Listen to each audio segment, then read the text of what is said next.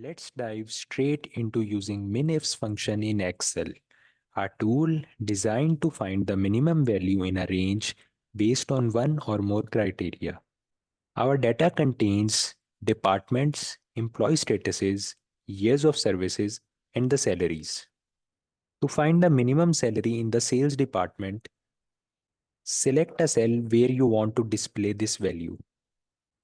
Write MINIFS, open bracket, and here you have to give the minimum range, and it's from the salary column, comma, now the second range, and it's from the department, comma, and now you have to give the criteria.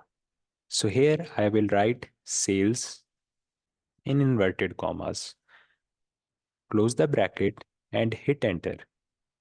So you can see Excel has given me the minimum salary in the sales department. You can use this function with multiple criteria. For example, to find the minimum salary for full-time employees in the sales department, this formula would be is equal to min f's open bracket. So first the minimum range, which is again the salary range, comma, and now the criteria range 1, which is this again, comma.